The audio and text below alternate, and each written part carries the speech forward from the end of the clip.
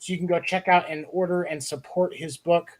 It's already been amazing talking with him. The man knows a lot of stuff. Give it up for our good friend already, author Ronald T. Waldo. Welcome and thank you for joining us, sir. Hey, thank you, gentlemen, for inviting me to the show. I appreciate it and get a chance to talk about some older baseball with everybody here tonight.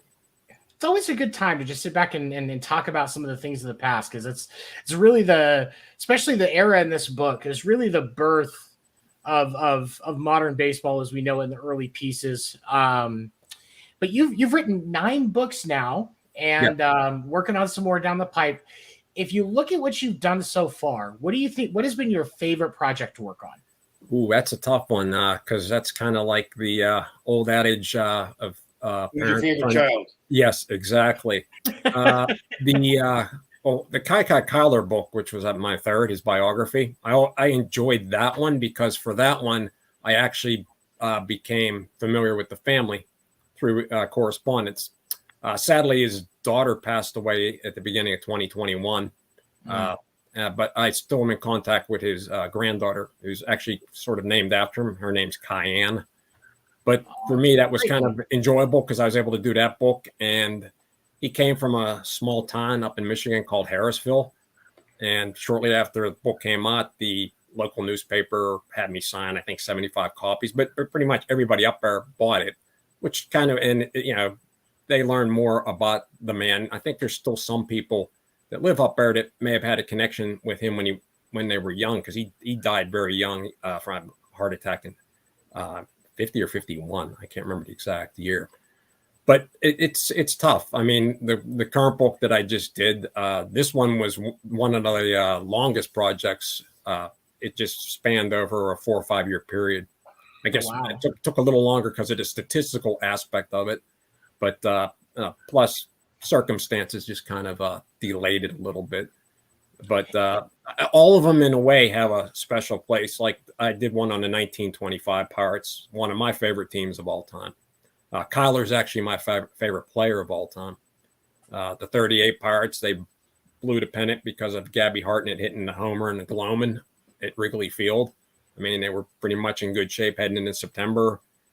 Ended up idle for a bit because of a hurricane that blew through the east. So they sat in hotel rooms, basically losing their edge. And they failed at the end and missed on an opportunity for the Yankees to crush them in the World Series, I guess, because that's what they did to the Cubs that year in 38. I believe they swept them. But it's all of them have a special place. But even as an author, I like to think that I've improved sharpened my research skills with each book.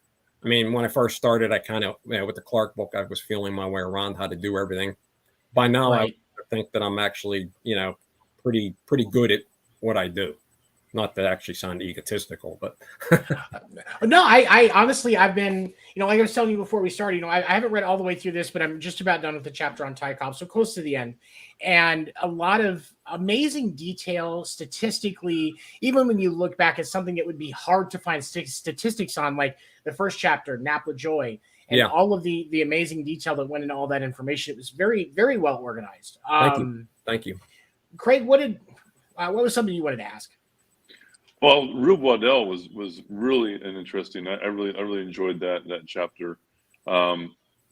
You really get the urgency, the fear that these players had every single year, because if they weren't playing, if they're going to wash out of baseball, all that was left was farming or coal mining in those days. I mean, it was pretty grim, and so they really were fighting for their baseball lives during that time. Yes, that is true. And that's why when the American League appeared on the scene first as a minor league institution, and then the Warriors with the National League, mainly 01 and 02 were in the National League. It was basically maximum salary was $2,400 a year. And American League said, well, you come play for us and we'll bump it up. Sort of was kind of like the early free agency in a way, and of course with the Lajway, that case went to the courts in Pennsylvania. I mean, the Common Pleas Court, I originally sided with him and other players that had jumped from the Phillies to the American League in 01. But then the Pennsylvania Supreme Court actually overturned that after Lajoie had played that whole year, which is chronicled in chapter 1 of my book, when he actually batted .426, which was the standard for the modern era until Baseball Reference 2 years ago released its information on the Negro Leagues, and he fell then. I think Oscar Charleston was the man who broke it first, with others then surpassing Oscar too. So yeah, there were two. Go ahead. That book changed everything. I was thinking that, how similar the NFL when it first started. You had the NFL, then the AFL came on the scene and did the exact same thing the American League was doing back in the early 1900s was basically trying to poach the players to strengthen their league, and the same thing with the AFL. It's just a different sport, but same outcome as far as they finally were smart and merged. Right. So, and for the baseball, it was almost a necessity because with the American League offering higher salaries, then NL teams had to kind of do the same. And everybody, as far as the owners, they came to the conclusion that they were going to lose in the long run because it was unsustainable for them to continue this. The only owner in the National League that had the foresight really to take care of things was the Pittsburgh Pirates owner, Barney Dreyfuss, because he actually took really good care of his players. He paid them what they wanted for 2 years. They always stayed in the best hotels. Wasn't he really big on including African-American players? What's that, sir?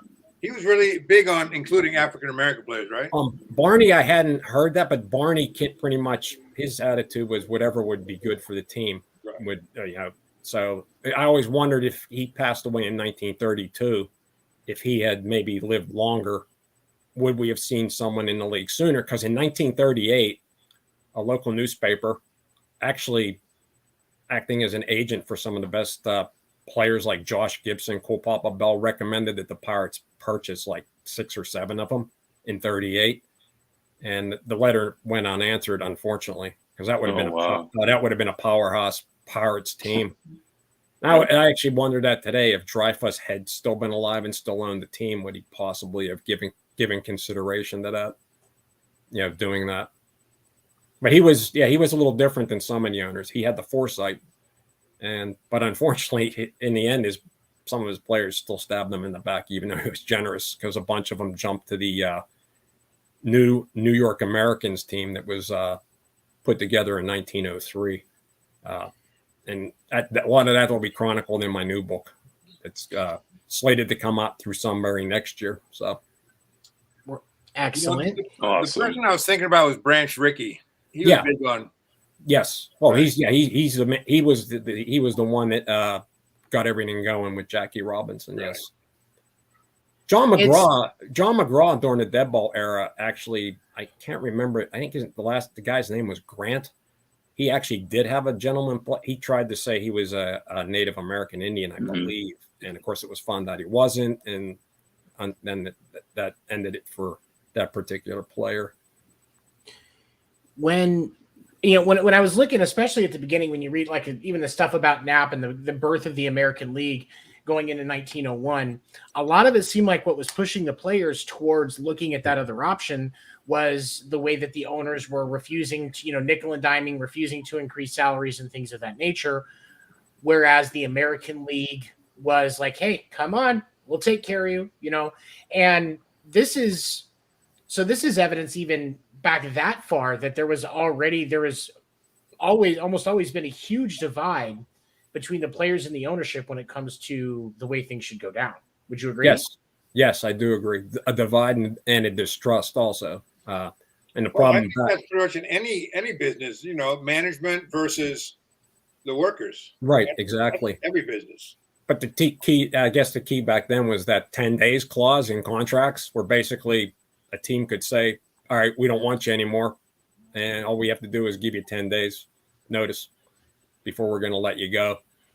And then I know with Dreyfuss, I think he kind of did something similar, I believe, when Gretzky played for Edmonton. Peter Pocklington, I believe, had a personal services contract on him. So it was kind of different. But I think that's what Dreyfuss kind of did something similar to that when he signed players, trying to keep them from jumping leagues. he kind of did it where the 10 days clause was not in it. So it was an interesting thing, but that was the big thing. But you are right. The players kind of had a distrust for the owners because the owners were making the money, and they were, if you're in the National League, your ceiling was $2,400, right? Which even then wasn't a lot of money. Yeah, I don't know what that would equate to if you put it like to today, but yeah, it's not. I mean, during the war here, I think Honus Wagner ended up getting bumped up to $10,000, which kind of was the highest you would really see people make until Babe Ruth came along. That was kind of the standard. If you were really good, you made about $10,000. If you're like a player manager like Fred Clark was, you would make more because you're basically holding on 2 positions. Right. Well, that makes sense. I want to ask one more question. I'll let Stefan ask to see if Stefan wants to ask any. As you were working through this book, with the Deadball Trailblazers, there's a lot of great stories in here. Was there anything that really stuck out to you as you worked through the project? I'm someone, if anybody's seen that I do my weekly Facebook posts, I like to get a little stories into my stuff. It's anecdotal. So like the Waddell, anything I've ever written on Rube Waddell is like a gold mine because there's just so many stories out there. Now there are a few that you got to like weigh whether they're true or not.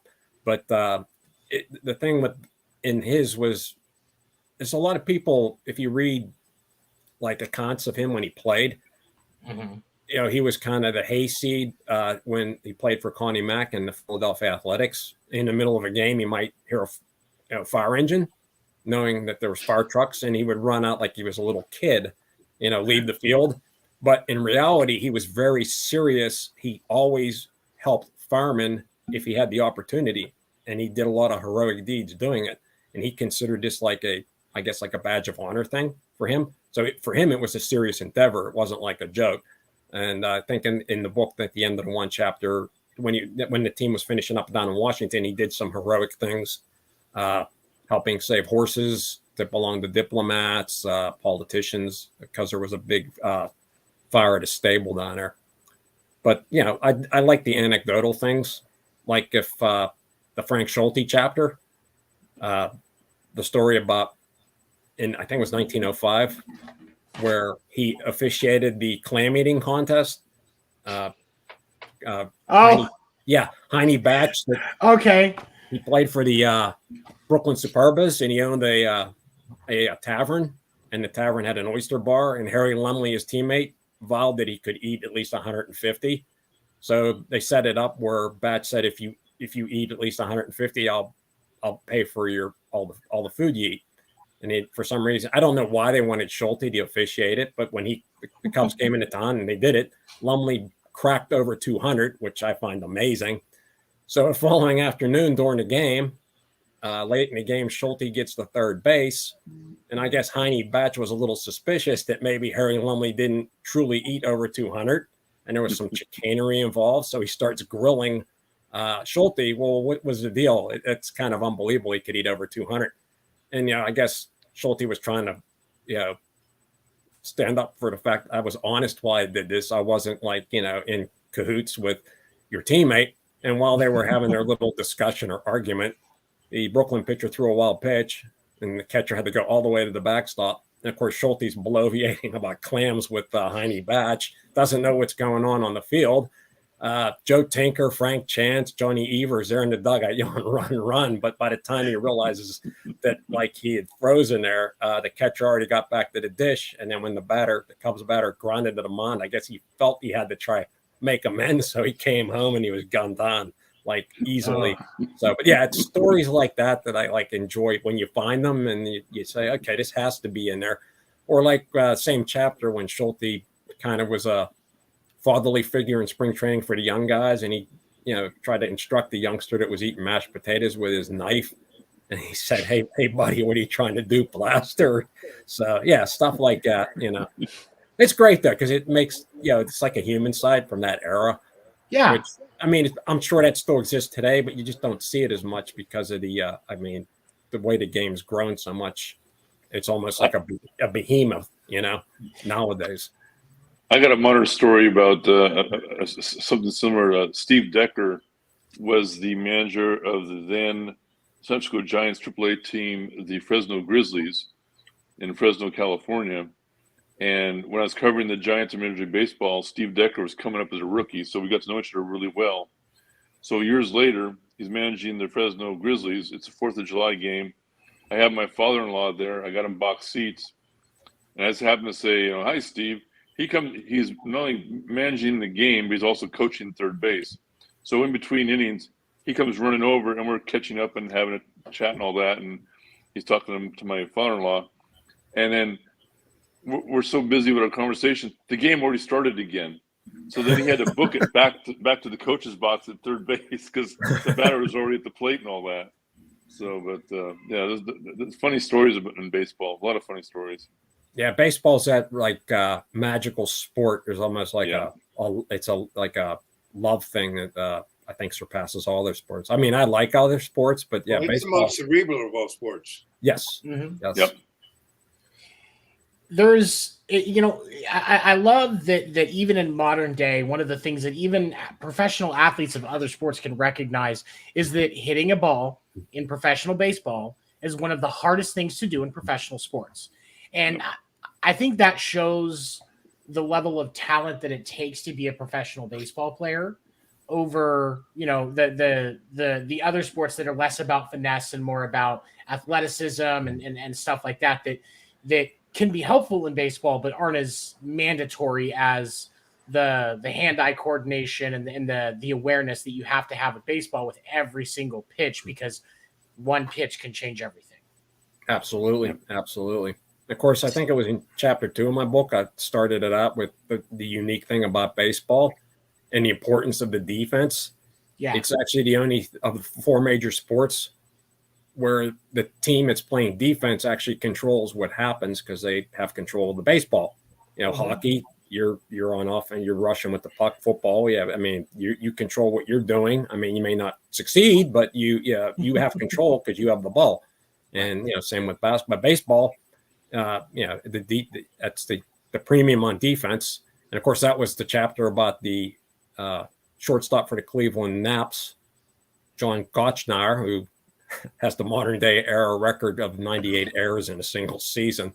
So he was, and he only batted 185. But back then, they didn't mind having a guy that was a light hitter playing shortstop. I mean, as the game evolved, it became more where you wanted your shortstop to actually have power as well and hit for some average. But yeah, 2 years with Cleveland, he hit 185 each year.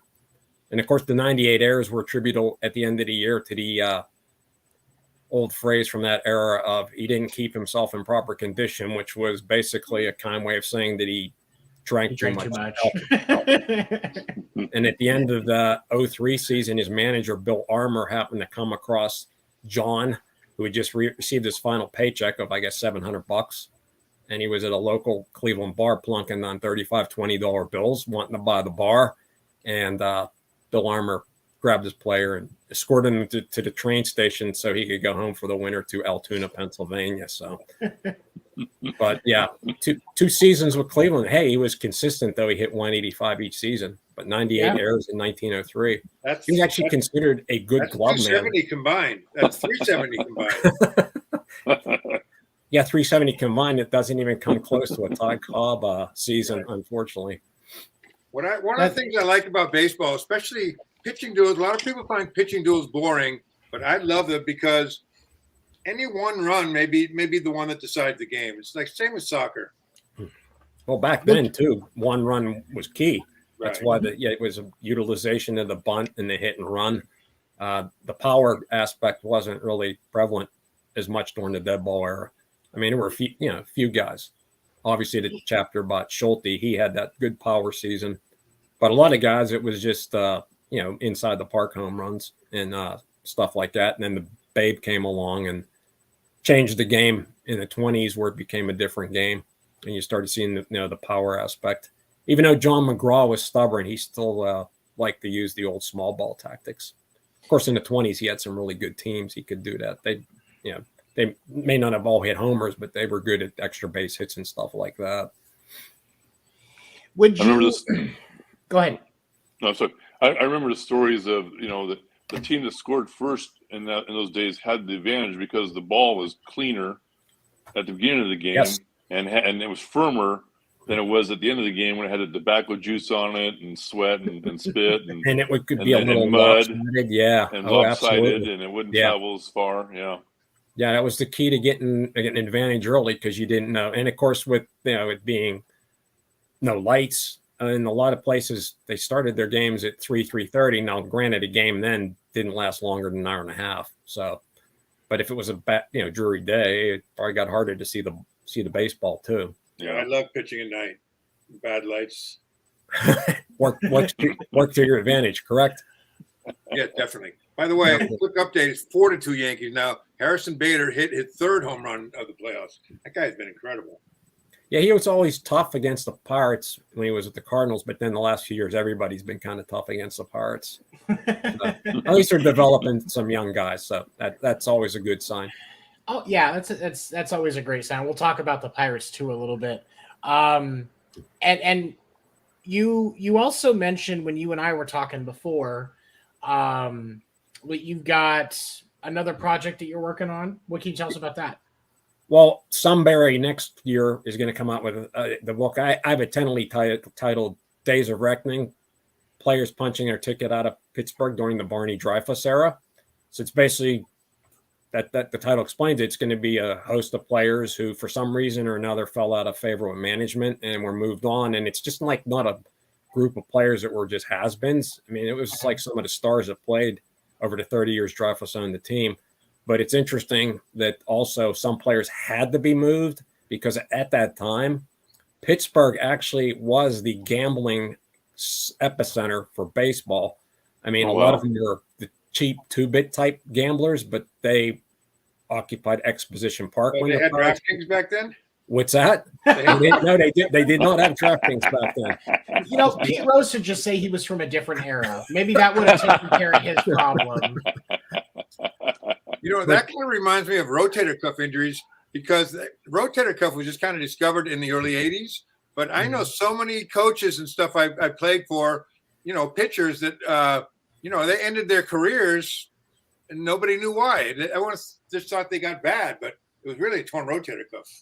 Yeah, it's interesting to know how things were back then with that because, the ability to diagnose stuff like they do now was a little bit one of the common things was when you had an issue, if you were a pitcher, they immediately thought it had to do with your teeth. I know when Babe Adams had it later in his career with the Pirates, that's what they did. They extracted teeth. He missed most of the 24 season with a bad arm. So, but that was one of I guess they would use that as a potential that was why they were having problems with their arm. So what inspired that? I'm ADHD, so I can go on some pretty crazy lines of thinking, but I cannot connect A and B on that one. Yeah, it's a little bit. When it was part of when I did the 25 book, which was my second book. Even when I did it, I'm like, well, you're rolling this up. But it was somebody else too. There was another player. I don't remember what it was for. It was someone that was experienced. He wasn't a pitcher. He was a batter, but basically, they said they extracted 7 or 8 teeth, and he, I guess, suddenly recovered. So I don't know. It's one of those weird mysteries. I mean, but I know one thing: players back then came back quicker. I guess sometimes probably before they should because they didn't want to. If someone was taking their place, they didn't want to lose their job. That the fear that if someone came in when they were hurt and did better, that especially if you were making more money, they take the position, right? Yeah, exactly. But who's the guy that Ty Cobb took his place? They always talk about him. Wally Pipp? No, that would be Lou Gehrig. Lou Gehrig, right? You never played against Wally with Pipp. Ty Cobb. I'm trying to think who he would have. I'm not even sure who he would have supplanted with. I know Matty McIntyre didn't like. I'm not sure. I bet there was an issue with those two guys. But McIntyre still. I think it might have been that McIntyre got moved to another position. But a lot of the Cobb stuff, I know the one thing with the thing that he had no friends, that actually is not totally true. He did have other players that were friends in baseball, which I think I mentioned a few in the book when they talked about a potential trade of him to the Red Sox for Tris Speaker. And I think he was friends with Larry Gardner, the third baseman, and the manager at the time, Heine Wagner. But he was friends with Walter Johnson too. So, man. Now you got me imagining Ty Cobb in a Red Sox uniform, and that just kind of makes me wonder, kind of makes me wonder. I can see why you would be happy about that by the shirt you have on. My grandma was who got me into baseball, and she was from up in the Northeast. And the only time I was allowed to say the F word when it was followed by the Yankees. That is a true story. She worked in the motor pool during the Korean War. And so she was definitely the right one to teach a kid swear words. She knew a lot of them. Yeah. And but yeah, we'd sit down and just sit down and start watching games. And she was the one who taught me about Carl Yastrzemski. She's the one that taught me about the Buckner game. And that's where my love of baseball came from. And I think that's one of the fun things about baseball is there's so much history, so much family, and that it just gets passed down over the course of time. And I think that's why it's still such a prevalent game in America, even if the interest has shifted more to other sports. There's still that core group. Well, also, I think it has a lot to do with it's more than any other sport, it's a game of statistics. People love, I mean, that's why I think the dead ball era really skewed today's statistics. I love statistics. It's just, it's great. You can just dive in and you can, go all day, pick out stuff and figure things out, and it's just an awesome thing. But your love of the Red Sox, I'm guessing you would have liked the end of the Jack Cheesebro chapter then, when he threw the wild pitch that sent the Boston Americans to the there would have been a World Series if the Giants hadn't the owner and John McGraw hadn't said, well, we're not going to do it because we don't recognize you as a viable competitor league, which was a shame.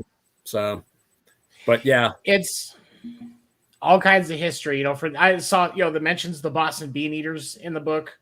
I thought that was a couple of times. The Vic Willis chapter. Yeah, the 29 loss chapter by Mr. Vic Willis. That chapter. I realized that Babe Ruth was actually traded to the Red Sox from the Orioles. I didn't know that.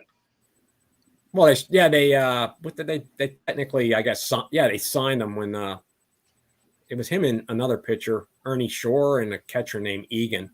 Yeah, they needed him, but he had a rough go of it when he got there. He started kind of rough with Boston, if I remember correctly. Well, he pitched 2 games the first year. They farmed him out because they bought the Providence team from Detroit and the stadium. So they farmed him out there. But supposedly, another thing I had read working on another project, he had a tough time with Joe Wood and Drew Speaker.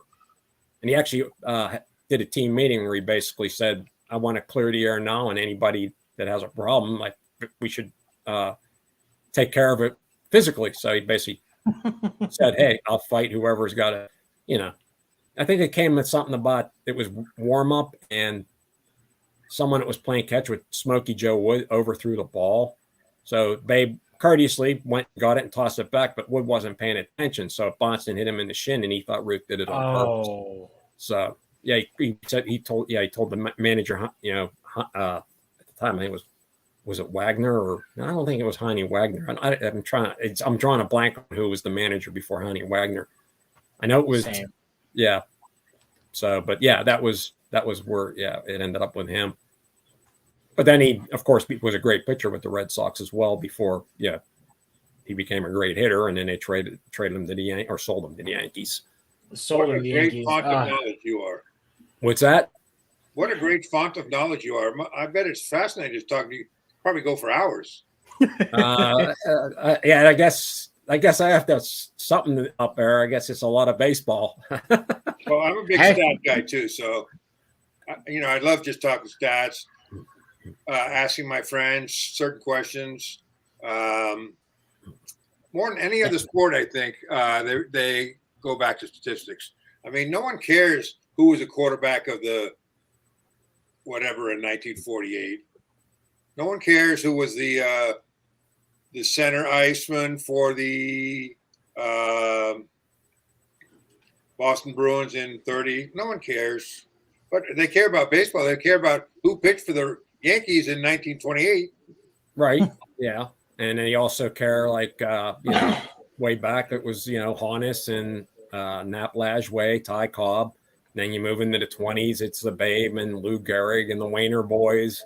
And it's just, it's a generational thing. And that's like, that's why baseball, I think, is loved by so many, because like what you just said before, you pick up stuff from your father or your grandfather or your mother or grandmother, different eras. And that's what instills, that's kind of what instilled the thrill into me with baseball history. In 1971, the Pirates were in the World Series against the Orioles. And I guess, I don't know if my uncle went to one of the games. Was that the year the Orioles had 4 20-game winners? Yes. Yeah. Can you name them? Jim Palmer, Mike Cuellar, Dave McNally, and Pat Dobson. Well, that's one of the toughest. Yeah. He was a coach, pitcher, Pat Dobson. Dobson was a good pitcher even before him. But a lot of years with the Padres in the early years. He's a fun guy. But my uncle got me a program, and since it was the World Series, they recapped all the previous World Series the Pirates played in. So that was what got me interested reading on that stuff. And the reason Kai Kyler became my favorite player, they had a team photo of the 27 team, and all the players had, a cap worn like you're wearing yours, but he had the bill like popped up like that. I said, well, this guy, even as a kid, he dares to be different. So he became my favorite. Plus the name, Hazen Kai Kyler. That's kind of a neat name.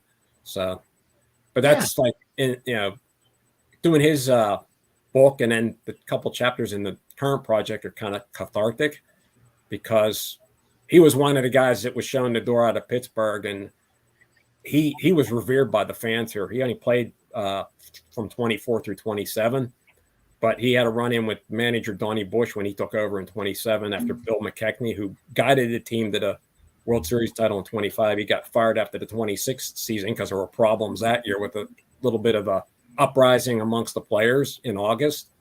And then Kyler did not hit it off with Donnie Bush when Bush took over. So, but it's, I always would wonder historically what would it have been like if he had stayed playing the outfield for more than like a couple months before he was benched in 27 with the Wayner boys. Years of him and the Wayner boys in the outfield, that would have been something else. But of course, even at this time period, finances entered the equation. That would have been a tough outfield to pay all three of them. So, but it would have been interesting. Of course, he got traded to Cubs. He had a tough first year in 28, but then after that, he returned to the great player he was. 25, he won games 2 and 7 of the World Series with clutch hits. In fact, if it wasn't for Maz's home run in the 60 series to beat the Yankees, the Kai Kyler double that knocked in the deciding runs in the 8th inning at Forbes Field in 1925 to give the Buccos a 9-7 win over the Senators, that probably would have been considered the biggest hit in Pittsburgh Pirates history. Amazing. It's amazing. But, it's just. I just can't get enough of this stuff. Baseball history is spectacular. It is phenomenal. I'm starting my new project now, and I did research on. I'm sure you have heard of Mike Turkey Donlin, played for the Giants. Now, this one I kind of have a tentative title of Deadball Mayhem, Scoundrels, Scandalous Behavior, and Tragic Events. Well, Mike Donlin was a nice guy, except when he drank. And when he drank, he could be quite an unsavory individual. The key part of the chapter I'm doing on him is in 1902 when he played for the Orioles.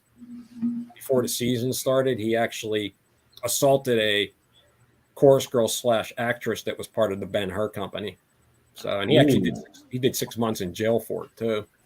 But I'm doing a research. I did his chapter, and I'll probably start writing that this week. But like Ed Delahanty, I'm sure you've heard of him. The incident with him falling. It's not like Billy Martin.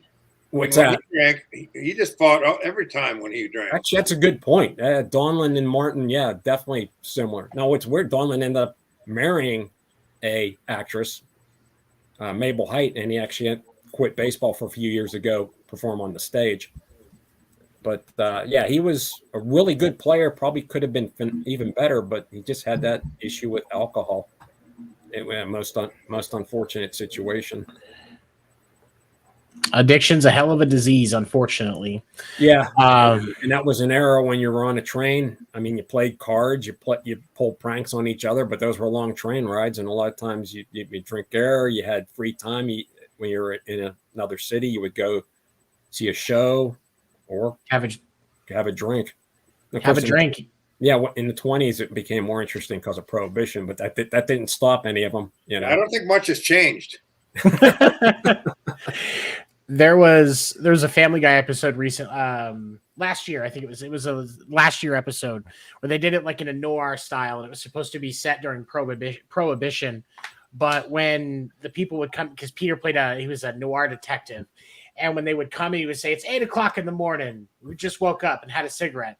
Would you like a drink and a cigarette?" And start pouring a glass of whiskey and handed it to him. I was like, "Yeah, that's about right for the time. That's the way it was." Yeah. Well, when Donlin did his deed with assaulting the actress, I believe he started drinking at noon, and he assaulted her at 11:30 at night. So, wow. I mean, so he was pretty much drinking for half a day. Right. And I guess he had actually been behaved for about a month, but then he was invited to some ball. That's interesting. It called a party or a ball back then, or a gathering, and I guess that got him back on drinking after he had, I guess, chilled out for a couple months. But the Orioles released him, and while he was in jail, the Cincinnati Reds actually signed him. And that was the last year of the war years with the two leagues before they had the peace agreement in 1903. So anything went, even if a guy was kind of a, scoundrel, as the title would say, they would still consider him because he still could play. And back then, I mean, it was still at that time baseball. A lot of people viewed the people who played it as unsavory. Well, and it took a long time before athletes were really accepted as legitimate and being a legitimate role. Because even in the early 1900s, if you said you were a professional baseball player, nobody took you seriously because you were getting paid to play a game. Yeah, and a lot of times people thought that you were a lowlife too, unfortunately, which wasn't true. It helped when the collegians started entering the game. That kind of like an Eddie Collins, guys that have played at college and then made it into the major league ranks. That kind of changed things a little bit. Respectable guys. Yeah, that's what they would have said. Yeah, at that time, absolutely. But yeah, changing the image was the key. I mean, but they did it. They did it that first decade, and it started swinging in the second decade of the 20th century. And by the 1920s, I mean, it was just it worked. Right. I mean, Babe Ruth saved it after the Black Sox scandal. Obviously that he was the right person at the right time that was there to take care of things. I mean, he clotted home runs. He lived life as hard as he hit. So that was what people were looking for, because there was a lot of disillusionment at that time because the White Sox that wasn't the first scandal. That was the first one that actually anything was done about it. So there was a lot of other supposed situations that, Oh, I'm sure. Occurred before that. Players owe money. They got to figure out how to get money. Yeah. All sorts of stuff. Yeah. It's just the more that I learn about even just the first, from 1900 to 1930, the more I see how evident it was that the owners created the players as an enemy with their behavior. Now, of course, some players did some things they shouldn't have, and I'm not going to claim that players were perfect, but they definitely created their own villain in that sense with how much they were trying to just, putting profit over realizing you can invest in your players and get more back and stuff like that. So it's interesting. You just hear more and more stories, and it's just more and more obvious. Well, interesting. I think in 1900 or 01, Pirate catcher Chief Zimmer was the president of I guess what you would call the first effort at having like a players association. I think it was called the Baseball Players Protective Association. But they actually did get some good concessions with the owners. One that was key was that a player couldn't be basically blackballed from the team if he refused the trade to another team, because that's what happened to Rube Waddell with the Pirates after the 1900 season.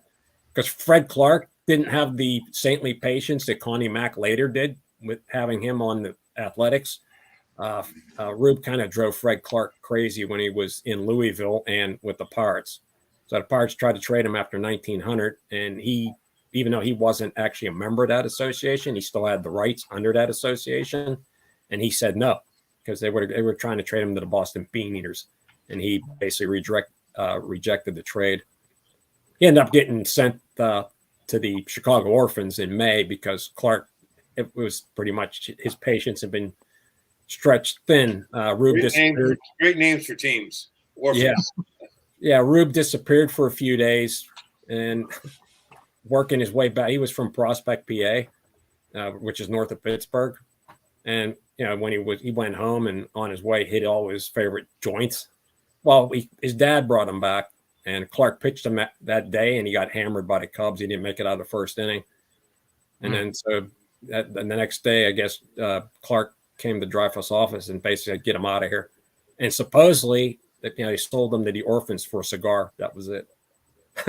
One cigar. That was what the Orphans gave up. The manager gave a cigar. That was it. Since you're such a fan of baseball history, are you into baseball cards at all? Because I know that's Craig's forte. What's that? Baseball cards. Do you follow those at all? I was more because at BC Sports we did memorabilia. That's what we did. I used to have some baseball cards. It was my current book. The owner, and he was my editor for that. He did a nice job on the cover using the old baseball cards. Great pictures. Excellent job. Fantastic. Gives it that like old baseball rustic look with the way the baseball looks on it. Right. Yeah. Well, is there any memorabilia that you either have or you've gotten a handle that was really memorable to you? Well, like I said when we were previewing before we started, I did at one time have a 1927 Pirates signed team ball. I sold a lot of my stuff over a few years. But yeah, I had the Wainer. Everybody was on it. It was not in the greatest condition. The Wainers and the Kyler autographs, all three outfielders, they were right on the same spot. And I guess this was from a reunion that the 25 team had in 1951. Well, they had a dinner at one of the downtown hotels. Well, someone had a book. I guess it was a book that came out. It was celebrating 50 years of the National League. Well, the person got every player that was there to sign it, I think, except for Dave Adams. But they signed it, and they also gave their address at wherever they were living at that time, which was kind of an added touch. Wow. But as I said, one thing I did keep, I have the Pirate shortstop from the 1920s, Glenn Wright. Right. Yeah, I still have his game used bat. I had a Robin Yount ball for a while, but I wanted as a kid. I had no idea what I had in my hand. I just knew that this big, tall, white guy signed a baseball for me. Yeah. And a couple of days later, I was out and just started playing baseball with it with my friends because it was a ball. I had a Robin Yount ball once, but he had just hit a double with it.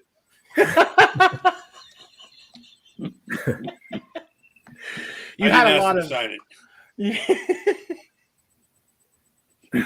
Well, when I worked for this place, I don't know, for some reason I don't know if we did a small private signing. Remember Ryan Vogelsong? He actually wasn't bad for the Giants. Yep. Oh, we had some autographed balls. It wasn't at the store I was at. I think we had a store north of the city.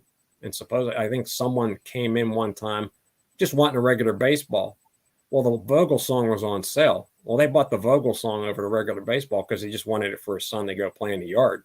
I think a regular baseball was like $14.99, but the Vogelsong was down to $9. So because give me the Ryan Vogelsong. I mean, it works for me. I save $5. I liked. He actually used to come in our store. He was actually a great guy. He came in a lot. Left-hander, right? Yeah. Was he lefty or righty? I don't remember. I thought he was lefty. That's my first. I actually don't remember, but he was actually he was a real nice guy. He used to come in occasionally. So he had a good story, good comeback. Playing over in Japan and then coming back and had some great seasons with the Giants. Yeah, he was really solid with the Giants. I think that he was here. We weren't. The Pirates at that time weren't very good either. So it was kind of tough to really, I guess, get a hold here when a Craig, team was he lefty or righty? He don't remember. A right-hander. I just looked it up. He was a righty. Okay, right-hander. Yeah, okay. That was a long time ago for me. That was a long time ago. Yeah, it's years do go a lot faster now, don't they? No, they sure do. Maybe when you get to our age, the things you remember from your childhood, like I could name the whole Boston Red Sox lineup in '67, all the way around. Well, those are the things that are important, though, right? That's right. Yeah. I don't know what I had for dinner yesterday, but I know that Joe Foy played for the Red Sox. Yeah. Well, you already Yaz was already mentioned. So Yeah. The stellar man from that team. They had a lot of good players on that team. Great World Series. It was two back-to-back ones with the Cardinals, Red Sox, and then Cardinals, Detroit. Of those back-to-back years. And of course, for Mets fans, 69 was phenomenal. Then the Orioles beat the Reds in 70, and then the Pirates took care of the Orioles in 71. 71. Yeah. I started getting into baseball as a kid in 70, so I was fortunate. I did get to see Clemente for a couple years. But those teams were just Clemente. Doc Ellis was just. I mean, talk about a competitor. I mean, he had the baggage at times, but that was part of it. Wasn't Dave Parker on that team? He was later. He came in later. I think 73 was when he, got his first shot. But he was the 79 championship team. But he was really, really one of the great players. Yes, definitely. Yeah, definitely. Probably should be getting more consideration for the Hall of Fame, in my opinion. So absolutely. From the Veterans Committee. Hey, Ron, what was your feeling about the Pirates when one of the saddest interviews I did was with Willie Pop Stargell when he was in that god-awful Atlanta Braves uniform as a special coach for the Braves, sitting in the Braves dugout, interviewing him, and the diabetes was taking its effect on him. His health was not that good, and in my heart, I've never forgiven the Pirates for not finding a position for him. I mean, they could have done something to give him some kind of assignment job to still stay in the organization. He loved that organization so much. It's you never have too many Scots. I mean, you could have just done something like that. Yeah, I mean, I've always held ill feelings towards the Pirates because of that. Yeah, well, in 73, after the tragedy with Clemente dying, I mean, that year in the National League East, it was kind of, nobody really had enough to win the division. I think the Mets won it by only being a couple games above 500. Yep. But Stargell put that team on their back because they were in the days. Sure they lost their quiet leader in Clemente. Yep. Manny Sanguine was on that team, right? Yes, Bob Johnson. Yeah, Johnson. God, we got from Kansas City for little Freddie Patek after the 70 season. But I like Freddie. I was actually sad as a kid them trading him, but Jackie Hernandez was a good glove guy, but didn't hit much. But in 70, Sanguine was the catcher for the 70 and 71 teams that made the playoffs. And being he was Roberto's good friend, they tried him in right field, and it just didn't work because they figured Milt May was good enough to be the starter, but he was better as a utility guy, and we ended up trading him for Jerry Royce. But then they ended up being a catcher, Milt May. Yeah. That's when Sanguine moved to right field, he took over. But then they realized the Sanguine experiment in right field wasn't going to do it, so they moved him back to catcher, and it worked out for Richie Zisk because Richie Zisk ended up eventually getting the starting job, and he had a pretty good rookie year. He had been stuck down the minors for so many years. And I love at the time, Stargell was out in the outfield. You had Al Oliver, Gene Kleins, Clemente. I mean, it's just too tough to break into that. These are all wonderful names from my childhood. Great. That decade from when I first started in 70, paying attention to baseball through 79, which was my freshman year in college.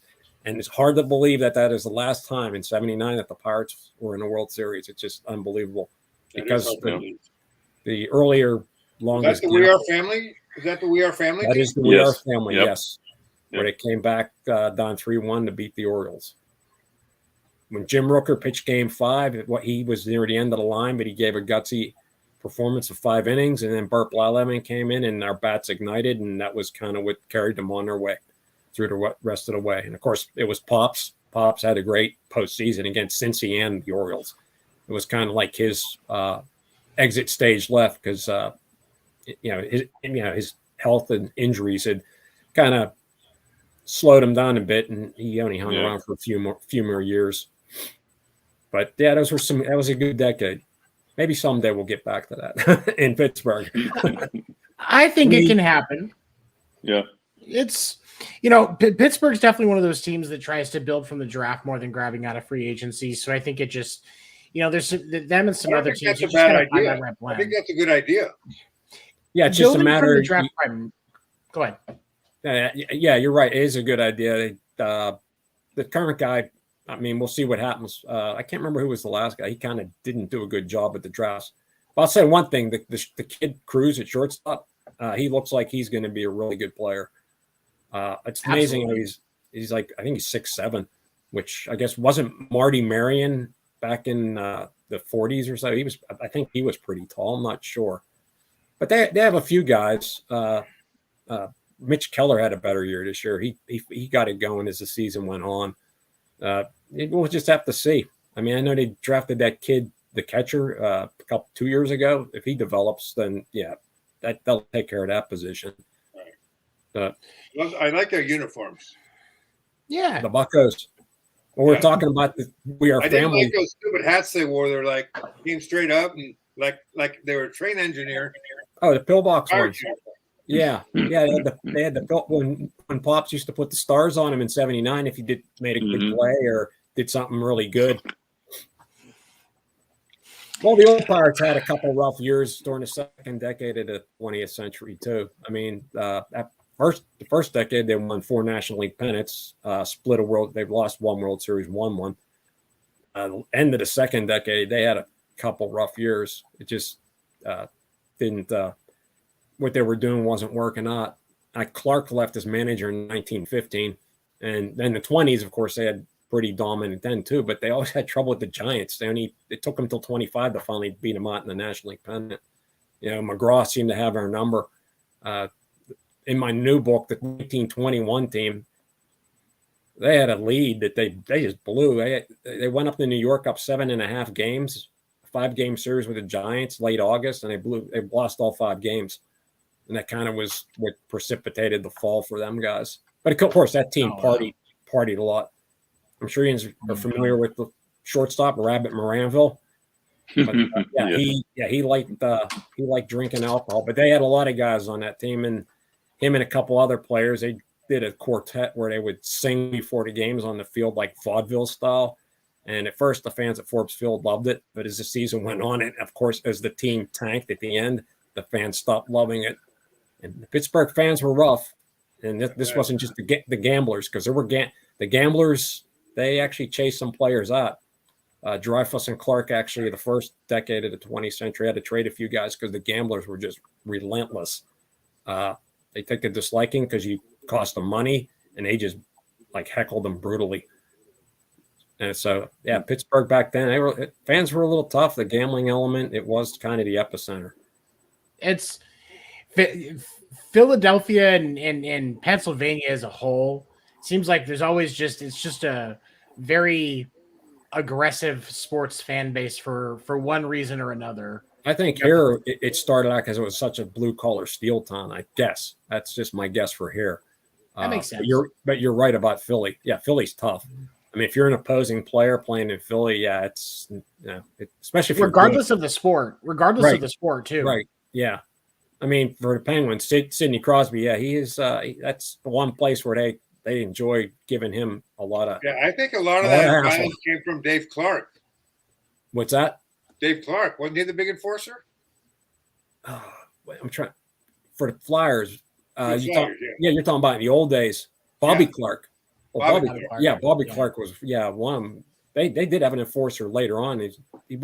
Bobby Clark was talented too. The other guy, I think they had an enforcer named Dave Braun.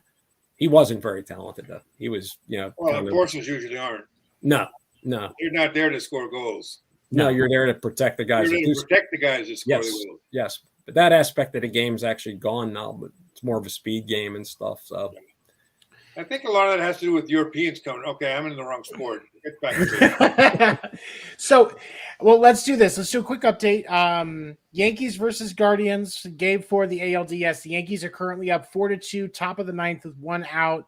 Josh Donaldson is up to bat and hit a ground out. So 2 outs, top of the ninth. So Guardians are getting close to their last chance to get this win. I smell a walk-off. Will Clay Holmes see action tonight? I don't think so. What's that? He's already pitched. Yeah, he's already up. Oh, he already pitched today. Yeah, okay. he pitched in the 8th inning. He pitched all of the 8th inning. So I would assume they will see him again. I mentioned Clay Holmes because you know who he pitched for before he pitched for the Yankees, don't you? The Pittsburgh Pirates, wasn't it? Yeah. They. Well, I mean, didn't Garrett Cole this year? He set a Yankee franchise record for most strikeouts. A lot of them, a lot of guys. Talon pitched for the Pirates. There are a bunch of Pirates scattered throughout the league. Yeah. Well, Cole did almost. I think he had a 19-win season here one year. He was. I mean, he was a good pitcher. I mean, Talon was too, but the injuries for him that's what made it tough for him here. But it's good to see guys that used to play for the Pirates at least have good success other places. Right. I mean, absolutely. It's tough when you support a team that almost feels like a farm team for the rest of the league. I lived in Kansas City for about 10 years, and I'm a Red Sox fan, but I spent all this time around all these Royals fans, and with the exception of that spark in 2014 and 2015, like they had a hard struggle because you'd get a few guys like, oh, we've got Jermaine Dye and Johnny Tatum. Oh wait, they're gone. Yeah. And so it can be difficult for fan bases to have to be like that. I live in Arizona, and that's what the Diamondbacks are right now. So it's difficult for fan bases to have to watch their team do that. Hard to get attached to a player when they're going to be traded in 3 years because they're too good to stay. Yeah. That's part of the reason I like the history, because I can kind of delve back into the old days when, they actually were always in contention. Yeah, you can get a jersey of a player and he's not going to be traded because he's dead. Yeah. I mean, I saw in Seattle tons of A-Rod jerseys, although it might have been Luis Rodriguez. I don't know. Tons of Rodriguez jerseys. And I'm thinking if they bought those for A-Rod, they're very unhappy now. Well, that was I'm trying to think Seattle. Who else? Oh, yeah, Ichiro. He ended up with the Yankees too there for a little bit, right? Yeah. And the last couple of years of his career is where he went to the Yankees, wasn't it? Yeah. Well, Seattle was, I don't remember the year, but Seattle was the team that broke the Cubs 06 record for most wins in the season. And then didn't they get knocked out right away in the playoffs? I think. That's amazing. I can remember the real ancient history, but if it's something in the last 20 years, I'm a little more vague. That was the Griffey team, right? Wasn't that the Griffey team? What's that? Griffey and Edgar Martinez? Yeah, I believe so, yeah. Yeah, that was kind of a golden year for them. I was actually pulling from the go all the way, but sometimes it just doesn't work out. Yeah, and honestly, this year, like I was saying back in July, that the Mariners were on the verge of something special, and they pulled strong. You draft Castillo, you grab Castillo at the trade deadline, and they were just going well, and then just fell apart against the Astros. Yeah. We'll start with that series as we talk about the divisional rounds of the playoffs here. We did see the Mariners fall to the Astros in a 3-game sweep, which I think was spurred, kind of Stefan was saying before we got started today, the comeback in game 1. I think that really deflated the Mariners for the rest, because I had them picked, like for me personally, I had them picked to split the first 2 games in Houston. I figured Houston would get game 1, Mariners would get game 2 because Castillo was pitching, and then it would go from there. And once Houston came back from that game, they just never stopped. As our guest, Mr. Waldo, I'll let you tee off on this one first. What did you see out of that series that really stuck out to you for why the Mariners ended up losing? I agree. You just pretty much succinctly said it. I think that when game 1, when the Astros turned it on and took it, that was too deflating. Now, the last game, 18 innings, they battled backs against the wall. They left it out on the field. I was kind of, I like to see different teams in it. I don't like to see everybody be the same. So I was kind of pulling for Seattle a little bit. I mean, I like the fact San Diego advanced. It's nice, again, old part, Josh Bell, who just came here via Washington. So you like the fact that the Padres advanced or that the Dodgers lost? I'll qualify this as I do when first I'll make the first qualifier, then I'll say what my answer is to that. There's a lot of people that always like to have these discussions about which players shouldn't be in the Hall of Fame. Well, I feel that anybody that's put in deserves it because someone thought they deserved it. I mean, it'll be the same way. I never really root for a team to have a problem, I guess. But I could see where there's a lot of people, even on Facebook, that's the reason there's a lot of people that are happy the Dodgers lost. So, yeah, I mean, it's like the Yankees. You know, the teams that are so good, it's more envy than anything else. but it's weird It's envy. because when you get to the postseason, sometimes that doesn't seem to be enough. No, you know? especially in a 5-game series. Yes. It's it's one of those things, Zach, and I thought it was interesting that stat going into this the AL and the NLDS, where in baseball historically, when it was a 5-game series, if they split the first two, the team that was home for games 3 and 4 won the series 67% of the time. Yeah, I heard that. So far, that has continued to happen. Now, obviously, the only one where we're seeing that hasn't come to that so far is this series with the Yankees and the Guardians, simply because they're still in that series. Things continue on. The Yankees win today, goes to game 5 back in New York. As long as that holds true, Stefan, since you're the former Yankees pitcher, I'll let you take this one first. Who do you think? Do you think that the Yankees have a chance to pull it out in game 5, or does I mean, the of course they have a chance. I'm not saying they will, but yeah, they have a chance. Okay, you think they will? I don't think they will. I'm going for Cleveland. I mean, I don't know who's pitching or anything, but yeah, I go for Cleveland. I think the Yankees are cocky. Not quite ready yet. It doesn't feel like they're quite ready yet when I watch them play. There's some amazing pieces. Judge had this historic season, which I'm sure there will be somebody that writes a book of this season, similar to the one that you did when somebody in the future is writing books about this era. I'm sure for him, they may do it like by next year, I guess. It's always a possibility. There's going to be something coming out soon. It's one of the craziest seasons in history. I'm waiting for the movie. So, who plays Aaron Judge in the movie? That's the question we needed to figure out. What do you think, Craig? I think I do. I'm sorry, I was dreaming of him in a Giants uniform. Sorry. That's right. He's on the open market next year, correct? Yeah, he's from the Bay Area, San Francisco Bay Area. I think there's a good shot they get him if they open their pocketbooks. Oh, they are. They're just gonna put a check on the table. They're gonna say you write a number down, and then you take it to the bank because that's what you're getting. They'll sign it first, right? They'll sign it and give it to him. Whatever you want to put there. He deserves it. I mean, the guy was amazing season. Came close to having a triple crown, too. So he would say he was only a couple of points away on batting average from having a triple crown. He wasn't very far. Yeah, and a great defensive player. People don't realize how good a defensive player he is. He has a pretty good arm too. I mean, he does. What player he got recently? Someone on an amazing throw. I just can't remember the particulars behind it. Someone posted again on Facebook, and I was like, wow, remind me of Parker. Dave Parker, when he played right field for the Pirates, had that cannon. Well, Clemente too. I mean, nobody wanted to run on Clemente.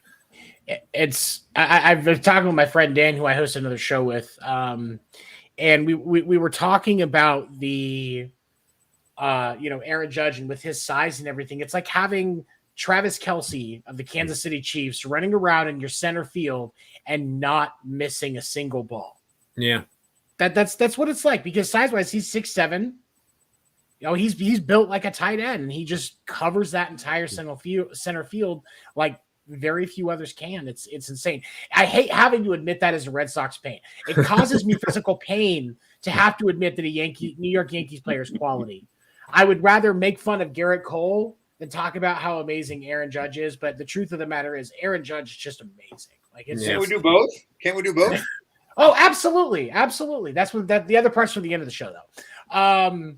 Well, I'm actually sort of pulling for the Yankees because this year my dad's 91 and he took a liking to watching them a lot when they're on different games.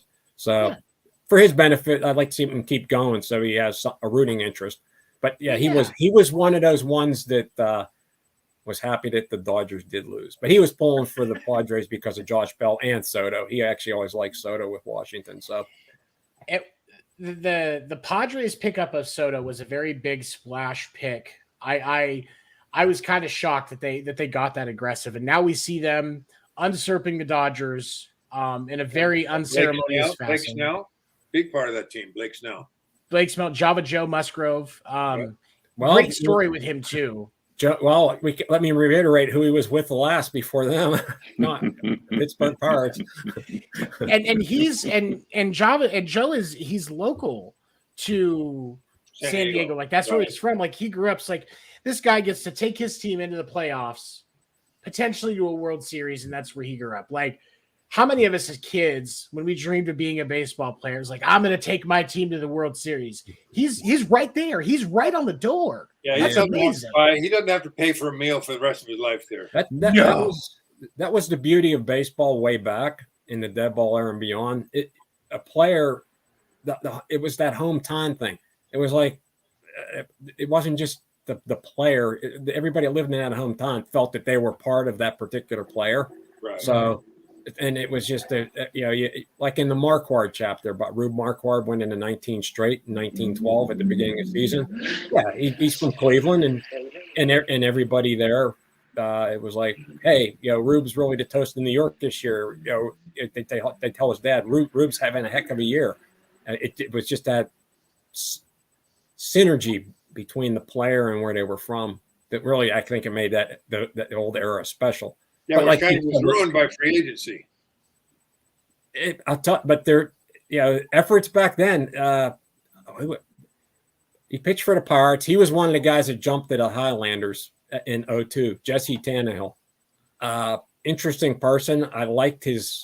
He was really probably one of the best lefty pitchers of that early era. But every year, when he felt that he had done enough, based on the money he was being paid in his contract, he kind of became lazy. Like he didn't want to pitch anymore. So like if he felt, hey, I worked my 300 innings and we still have a month to go, well, you got out of me what you're supposed to get out of me. Yeah, but he actually at different times was always talk of someone that felt he should be granted the opportunity to be a free agent. Now he did jump to the Highlanders. He only lasted a year there because he had a mediocre year after having how many stellar years with the Pirates.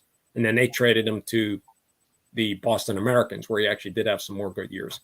Yeah, him and Cheesebro went to the Highlanders, and he kind of had some influence on Cheesebro because Cheesebro wasn't sure he wanted to jump.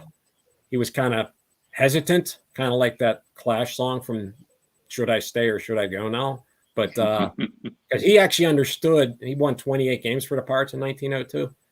He understood that a lot of his success was based on the team that played behind him. And he wasn't sure what kind of team New York was going to have that first year in 2003, because before they absorbed some of the Baltimore Orioles team that disbanded, but that team had already been picked clean by the New York Giants and the Reds. They picked the good guys like Joe McGinnity and Joe Kelly. So there wasn't much left from that team. So he was kind of hesitant. Should I stay? And, but he wanted Dreyfus to pay him what they were paying him in the American League. So Dreyfus actually gave him and Tannehill very generous contract offers for 2003. Well, what? Really, sorry, I didn't mean to interrupt. Technically, they actually had already signed contracts, but it was just a weird time back then. Jumping a contract didn't seem to matter to these guys, so that's why the peace agreement kind of put a stop to that in 2003. Well, do you know who had a very interesting idea when free agency? It was Charles Finley. He said, "Why not make every player a free agent every year? Then they have to perform every year." Well, Robert Miller said, "Oh, that would have ruined it." I don't know. I mean, I think the scope of baseball is very different. I think that in that instance, you see more team support than player support, because you're not going to see players that have been with the team for 10 years, right? 10, 15 years at that point anymore. So there's no franchise players, your Whit Merrifields, your David Ortiz, stuff like that. Those don't exist anymore in that scenario. But you're right, though. It does increase competition. You have a bad year, you get a pay cut. Yeah. If you ever heard of you get a pay cut, you hit 220, you get a pay cut. That's what happened in the dead ball era. So, yeah, if you had a tough year, they said, well, you're not going to make as much next year. So Joey Votto would have gone broke. Or not, Joey Gallo would have gone broke in that method, though. Joey Gallo, Such a bad hitter. He went below the Mendoza line and established the Joey Gallo line. Quick Hey, update. but Mario Right. had a good glove. He was a good glove guy here in Oh, yeah. Pittsburgh. And Joey I think Joey's presence is more about the locker room and his personality in the locker room, because that's the only thing that makes sense when you're constantly hitting like 165 to 185 and teams are like, yeah, we'll take you. Got to be a cool guy in the locker room. That's the only thing that makes sense. Quick update. The Yankees have closed it out against the Guardians. The game did end 4-2. Tomorrow, 7:07 Eastern time on TBS, Game 5 of the ALDS, Yankees and Guardians. Don't miss it. You can check out tomorrow night. I will be on Sports Report talking all things baseball, and I will definitely be talking about results at that point. Moving on, Braves and Phillies. Wild card team sweeps what is supposed to have been one of the best teams in baseball with the comeback that they made in that division at the end of the year. Craig, what did you see in that series that put the Phillies on, that kept the Phillies on top of the Braves? I didn't see it coming. I had the Braves winning all the way. I was absolutely shocked. Just absolutely shocked. Did you see anything, Stefan? I have a very newfound respect for Bryce Harper. I never used to like him, but he's the real deal.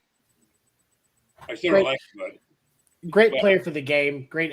He seems to have a great attitude. Yeah, sometimes he can come off as a little grumpy, but he does have that clutch gene. I think you can. That's the thing you can say about Bryce Harper above anything else is he does have a good clutch gene. What did you see in that series? Well, I think it happened. Ronald, sorry. That's all right. I think it happened long ago when they made the managerial change. That seemed to do something for the team. They kind of took off from there. I mean, they got hot at the right time too. Yeah, how does Girardi feel now? Yeah. How does Joe Girardi feel now? I mean, and plus they had to play hard at the end because they had to, secure their spot as a wild card team. So sometimes that ends up being beneficial. I mean, what the one year the Cardinals won years ago, that was their deal. They had to fight to get in, and once they got in, they just took off. So well, the Braves last year, it was a fight for them. It was like plus 1,100 odds going into the NLDS that they were going to win the World Series. I remember because I had a friend, my buddy Dan, that was asking me about placing bets on the Braves, and I was like, "No, man, it's plus 1,100. There's no way the Braves are going to win the World Series." He's still mad at me about that. But amazing series and great playoff baseball as well. Just some shocking stuff. So we're going to see on the National League side, the NLD or the NLCS, the two wild card teams, 5 and 6, San Diego Padres versus the Philadelphia Phillies. Where do you guys feel like that series is going to go? Ronald, I'll let you take that one first. I call it a toss-up. That's tough. It's going to go deep. It'll go deep in the series, that's for sure. I mean, it's two teams that seem to be, on a roll, so it'll be interesting. They're going to make it a fight for sure. I think that'll be I think it'll be a very competitive and probably see a bench clear or two in that series. I mean, the Philly fans are into it. That's for sure. They're loving it. Yeah. So. Yeah. It's like we talked about earlier. It's a wild fan base. What about you, Craig? What do you think? I agree. It's going to go at least 5, and it's going to be awesome. It's going to be two teams that nobody had counted on that are in there, and so we're going to get some fresh faces. I think Harper is going to he'll be on the stage finally, and he's going to just have one heck of a series. So, do you think the Phillies? Really do. You think the Phillies take this one, or are you? I think so. Yeah, I think the Padres are still in the mode of we're happy to be here, and the Phillies are like we're hungry, we're angry, and we want more. So, I think Phillies will beat the Padres. Yes. What about you, Stefan? What do you see? Well, like all of baseball, I mean, I'm not going to make a pick. I just think whoever pitches the best is going to win. And we know San Diego has a couple good pitchers. Yes. I don't know who. Philadelphia, I guess they have Strider. They don't have Strider. That's Atlanta. But yeah, I mean, whoever pitches the best, I think will win. It's a pretty fair prediction. I I'm kind of with you. I'm kind of leaning towards the Padres simply because of their pitching, because I think the pitching is going to be what wins out. But I would not be surprised to see Philly take that series in the slightest. And so, but we look on the other side of this, we're going to be looking at the Astros taking on either the Guardians or the Yankees. Stefan, I'll let you take this one first, buddy. Which team do you think the Yankees would rather see, and how do you think that plays out in the ALCS? I think the Yankees would rather see the Guardians because I think Houston matches up very well against New York, and they've pretty well in the offseason. So for, let's say, the Yankees, do you think the Houston would rather the Yankees beat the Guardians or the Guardians beat the Yankees? I think they would like the Yankees to beat the Guardians because they handled the Yankees pretty well this year. What about you, Craig? I believe the Houston Trash Cans will win, and the Asterisks will continue. I need to. I know I'm getting you that gift package from Gunslinger Soap sent to you. I think I need to send you one from Preparation H as well. That butthurt is strong, my friend. So as we wrap up this evening, we've talked a lot of baseball, history with our fantastic guests, Mr. Ronald T. Waldo. You can check out his book, Sunbury Press. I posted the link to his information in the comments for all of the streams that you are watching. And I wanted to close, Mr. Waldo. Did you have any final thoughts? Anything you want to promote? Anything on your mind you want to talk about this evening?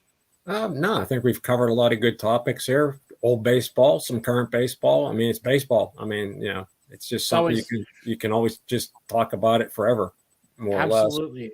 Especially when the winters get cold here in Pittsburgh. I mean, there are winter sports, but it's always good to think of spring and summer over the winter, and that's the beauty of what I do with the historical aspect. I mean, is Pittsburgh a hockey town or a football town or a baseball town? Well, right now baseball will be third in popularity. Well, same in Boston. I mean, once hockey season starts, it's the Bruins.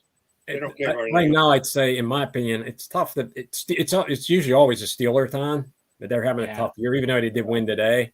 They did win today. They beat the Buccaneers today. But the Penguins probably are, as far as, I mean, they have a run of how many years in a row in the playoffs. So yeah, they definitely had the most success. Yeah, and Sidney Crosby is like an icon here. So Sidney Crosby's a legend in hockey. Just, I mean, it's just I mean, we've been fortunate here. We had Mario Lemieux, we had Yager, and we've had Sidney Crosby. I mean, that's a lot of years covering a lot of great players. Well, you've had a great run of great players. Yes. Big player. I don't know where you get them all, like 6'5" players. Yeah. Well, with Sid, we were fortunate. It was coming out of the lockout, and they had the special thing for the draft, and it was down to us in Anaheim, and we got. It was just sometimes fortune shines on you. Sometimes it kicks you in the teeth. But this for that, it definitely shined on the Penguins. That's for sure. So, but we covered everything pretty much. I mentioned my other projects. So that's. Keep us updated. We'll be happy to share and promote your stuff as you do, and you're welcome to join us anytime. It's always good to talk. Well, definitely next year, once Days of Reckoning comes out, we can do for that one as well. I mean, absolutely. We'd love to have you back. Some point. I enjoyed this. This was awesome. Yeah, thanks for coming by. Appreciate it. Great. You guys were phenomenal. I think we all learned a lot. Absolutely. That's what it's all. That's what it's all about. I mean, I always love when I come across a new nugget of information when I'm researching. I'm like, wow. And it makes you kind of feel like a kid on Christmas. So. Yeah, absolutely. There's so many stories in baseball. And I think that's one of the great things about it is, when you look at the, 100 plus games, because even back in the 1900s, and it was 136, if I remember correctly. Let's see. In the early part. And then it expanded to 154. Yeah, it was. Right. Yeah. And so many stories. There's so many stories. I mean, looking at, I saw when in the, I remember because I was rereading the chapter on Knapp this morning and mentioning 3 double headers in 3 days, 6 games. Yeah. In 3 days. That's a week and a half of games in today's game. That's just insane to think about that. and how exhausting that would be. I mean, I just just playing one doubleheader when I was in high school. If I had to play a doubleheader, I was in a bad mood that day. But I also played a catcher, so that was really hard on my knees. Oh yeah, playing a doubleheader. Oh, we love doubleheaders. Ernie Banks. Hey, good day for doubleheader. Of course, Ernie Banks would. Yep. Of course, back then the roster size was 16 players too, so that was particularly tough. So the starters pretty much had to play, and and you didn't have much.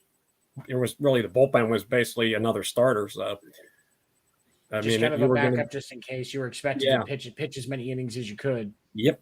All right, Craig, as we're wrapping up, anything else you got? You want to cry one more time on your Giants?